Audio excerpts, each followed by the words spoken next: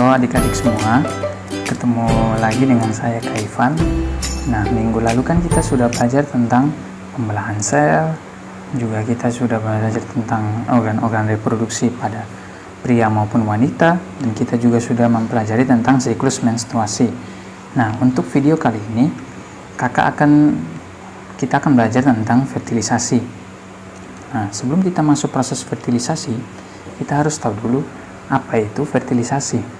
Nah, fertilisasi merupakan proses bersatunya kedua jenis sel kelamin, yaitu sel kelamin jantan dan juga sel kelamin betina, sehingga menghasilkan sel baru yang disebut dengan zigot. Nah, fertilisasi terbagi atas dua, yaitu fertilisasi internal maupun juga fertilisasi eksternal. Fertilisasi internal itu merupakan proses pembuahan yang terjadi di dalam tubuh atau melalui proses kopulasi. Nah, sedangkan fertilisasi eksternal itu kopulasinya terjadi di luar tubuh. Contohnya seperti sel telur dikeluarkan dari tubuh, kemudian disuntik dengan sel sperma agar terjadi fertilisasi atau pembuahan. Nah, untuk tahapan fertilisasi ada 5 tahap awal, yaitu yang pertama tahap persiapan, yaitu proses pemasakan sel kelamin. Nah, proses pemasakan sel kelamin ini kan kita kemarin sudah mempelajari tentang proses spermatogenesis dan oogenesis. Nah, untuk proses pemasakan sel kelamin ini merupakan proses pembentukan sel sperma dan juga proses pembentukan sel telur yang siap untuk melakukan proses pembuahan atau fungsi. Nah, kemudian tahap yang kedua yaitu tahap penempelan, yaitu saat menyentuh sel telur, selaput sel telur. Nah, apa yang menyentuh? Sel sperma menyentuh selaput sel telur. Nah, kemudian penetrasi, yaitu proses penyusupan sel sperma ke dalam sel telur, yaitu penetrasi terjadi setelah membran sel telur larut karena pengaruh enzim hyaluronidase yang dikeluarkan oleh akrosom. Kemudian tahap yang keempat yaitu tahap peleburan atau penggabungan inti sperma dan inti sel telur sehingga terbentuk zigot yang diploid sesuai dengan individu yang mewariskan. Siapa yang mewariskan? Yaitu dari induk, yaitu bapak sama mama. Kemudian tahap yang kelima, tahap awal perkembangan yang merupakan rangsangan trigger agar terjadi perkembangan. Nah, di sini maksudnya tahap awal dalam perkembangan si zigot tersebut. Nah, ini merupakan proses pembuahan. Jadi, proses pembuahan itu terjadi di daerah ampulla tuba fallopi. Yang mana ampulla tuba fallopi? Yang ini merupakan ampulla tuba fallopi atau saluran tuba fallopi. Nah, saluran ini yang sebagai tempat dan juga sebagai saluran untuk mengantarkan sel sperma bertemu dengan sel telur maupun sel telur yang sudah dibuahi untuk mengalami perkembangan janin ke rahim. Nah, kemudian sel sperma hanya dapat bertahan hidup di dalam saluran reproduksi wanita selama kira-kira 24 jam. Jadi kalau udah lebih dari 24 jam, maka sel sperma ini akan melebur atau mati. Nah, kemudian ada proses kapasitasi dan proses reaksi akrosom. Nah, yang mengalami proses kapasitasi dan reaksi akrosom ini merupakan dari spermatozoa atau sel sperma. Nah, saat sel sperma sampai di saluran kelamin wanita, maka dia harus mengalami kapasitasi dan juga reaksi akrosom agar dapat bertemu dengan sel telur dan mengalami pembuahan. Nah, ini merupakan proses kapasitasi. Jadi kapasitasi merupakan proses pembuangan atau pelepasan selubung glikoprotein dari protein-protein plasma semen yang membungkus daerah akrosom dari si spermatozoa. Nah, untuk pelepasan glikoproteinnya, kalian bisa lihat pada gambar ini. Nah, ya ini masih ada glikoproteinnya, mulai dari epidermis sampai di ejakulasi, kemudian di kapasitasi ini sudah masuk ke dalam saluran wanita atau saluran reproduksi wanita. Nah, di kapasitasi ini akan melepas selubung glikoprotein yang tadi, yang kuning-kuning ini merupakan selubung glikoprotein sehingga menyisakan bagian daerah yang akrosom berwarna merah. Nah, akrosom ditinggalkan agar dapat melakukan proses peluburan dinding sel dari si sel telur. Nah, kemudian setelah proses kapasitasi, ada proses yang kedua yaitu reaksi akrosom. Nah, reaksi ini terjadi setelah penempelan sel sperma pada zona pelusida. Kemudian reaksi ini berpuncak pada pelepasan enzim akrosim agar dapat menembus zona pelusida. Seperti apa prosesnya? Kita lihat gambar berikut. Nah, ini merupakan gambar sel sperma yang sudah menempel dengan sel telur. Jadi ada sekian juta sperma yang dapat masuk ke dalam sel telur. Nah, dari ini gambar masih menempel. Nah, yang sudah menempel pada zona pelusida yaitu gambar yang ini. Ini sel spermanya sudah menempel pada zona pelusida dan siap untuk melakukan reaksi akrosom.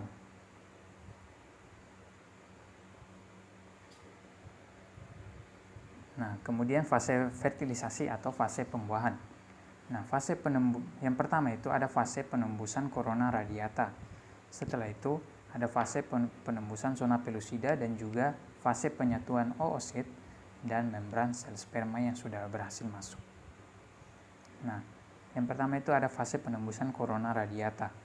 Nah, untuk sel sperma yang dapat masuk ke saluran reproduksi wanita itu ada sekitar 200 hingga 300 juta sel sperma. Dari 200 sampai 300 juta itu hanya 300 sampai 500 saja yang dapat mencapai tempat titik pembuahan.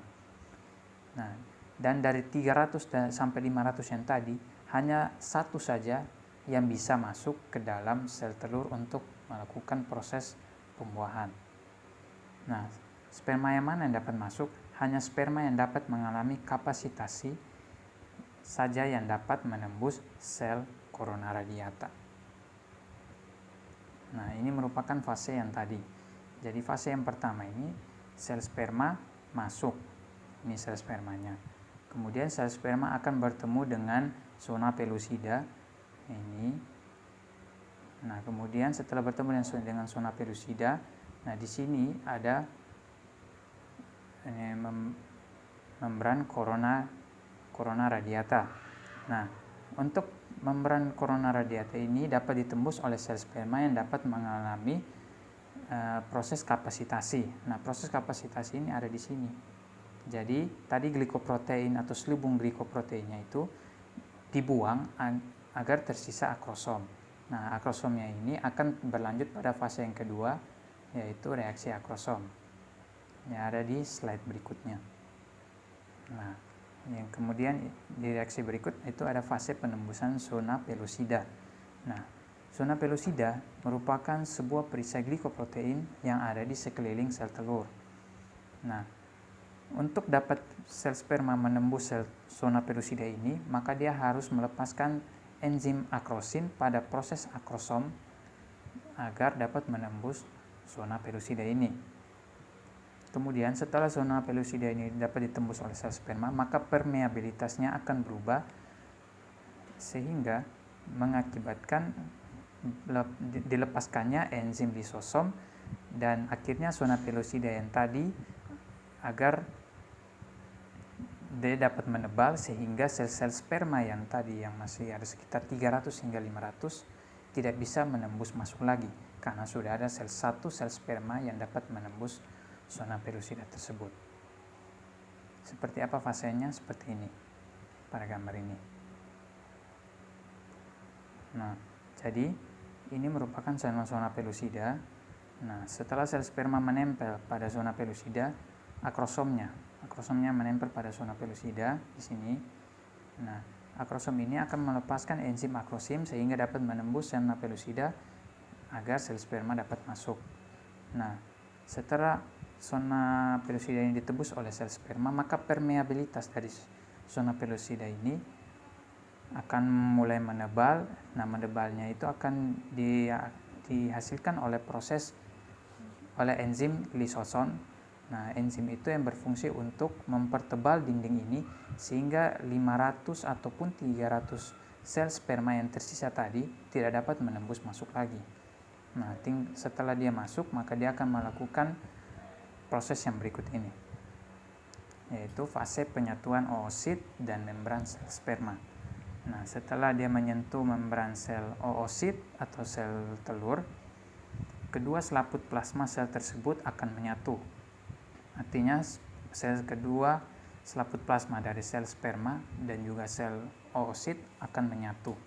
Nah, setelah spermatozoa memasuki oosit, sel telur akan menanggapinya dengan 3 cara yang berbeda, yaitu ada reaksi kortikal dan juga reaksi zona, kemudian melanjutkan pembelahan meiosis yang kedua, dan penggiatan metabolok sel telur.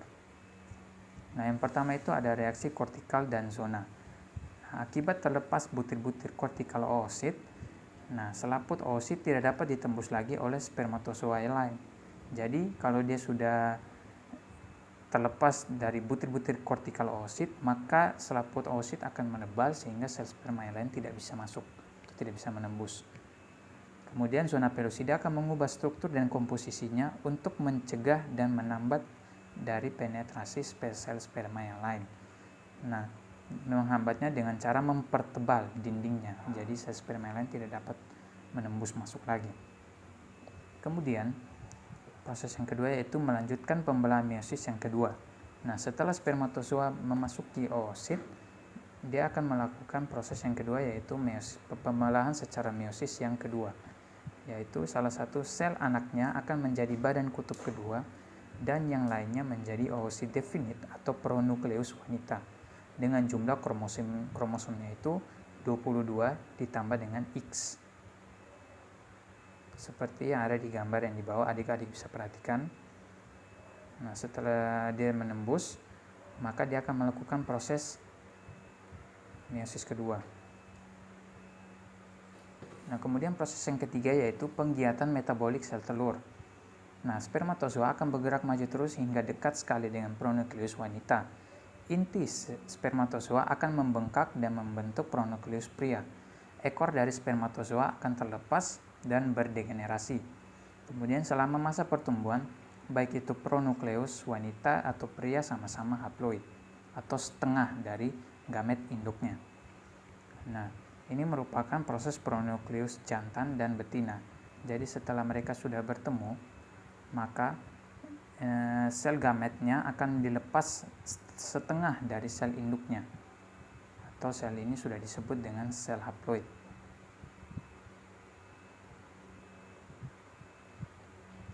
Nah, setelah itu kromosom akan menjadi bersusun pada gelendong dan memisah secara longitudinal, bergerak menuju ke arah yang berlawanan. Ini ada pada gambar ini dan juga pada gambar ini. Nah, jadi ini kromosom sudah tersusun menjadi gelendong dan akan memisah secara longitudinal, bergerak menuju ke arah yang berlawanan. Yang ada di pada gambar E. Jadi yang ke kiri akan menuju ke kutub yang kiri, yang kanan akan menuju ke kutub yang kanan. Nah, kemudian setelah mereka menuju ke kutub masing-masing, kemudian ada terjadi proses tahap oleh pada kedua sel tersebut. Nah, kemudian ada fase pembelahan. Nah, fase pembelahan ini zigot akan mengalami mitosis. Yang kedua akan terjadi secara blastomer. Kemudian setelah sampai tingkat ke-8 sel-selnya akan membentuk gumpalan yang bersusun longgar. Kemudian terjadi proses pemadatan. Nah, 3 hari setelah pembuahan, sel-sel embrio akan lagi membentuk morula atau arbe dengan total jumlah selnya itu ada 16 sel. Nah, prosesnya ada di sini. Jadi pada saat sudah terjadi pembuahan, membentuk oosit sini pada oosit, kemudian membentuk zigot. Nah, setelah terbentuknya zigot, maka dia akan melakukan proses pembelahan dari 1 sel dia akan menjadi 2 sel, kemudian akan berkembang dari 2 sel ini akan membelah menjadi 4 sel, kemudian dari 4 sel akan membelah terus hingga 8 sel, hingga 16 sel, sampai yang paling padat yaitu 32 sel. Jadi ini ada proses yang disebut dengan blastula, gastrula, dan juga morula. Nah, tahap-tahap ini yang akan nanti membentuk janin, dan janin itu akan berkembang di dinding rahim. Nah, Kemudian yang proses yang kedua tadi itu kan setelah internal, itu tadi yang kita bahas itu sudah internal, dan proses yang kedua ini ada secara eksternal.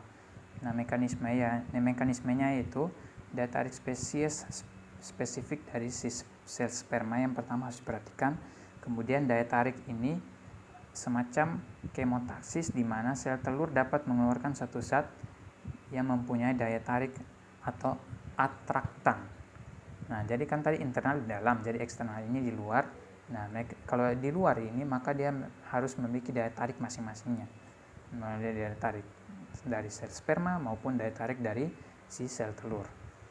Nah, kemudian setelah ada daya tarik atau atraktan tadi, akan dipertemukan kedua atraktan tersebut. Nah, kemudian akan diserat dari Strongylocentrus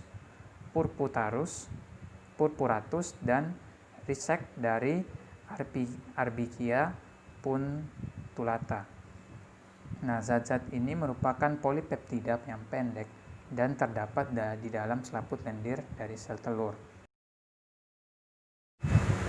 Nah, sekian untuk video hari ini. Jangan lupa kalian pelajari lagi video ini, dan juga kalian juga bisa mencari dari sumber-sumber yang lain untuk memperkuat ilmu kalian agar kalian dapat makin memahami materi ini. Dan kakak juga berharap kalian bisa memahami proses fertilisasi agar kita dapat melanjutkan ke materi yang berikut, yaitu penyakit-penyakit atau kelainan serta gangguan yang ada pada organ reproduksi dan cara mencegahnya. Terima kasih untuk materi proses fertilisasi. Sampai jumpa di video berikutnya. Sampai jumpa.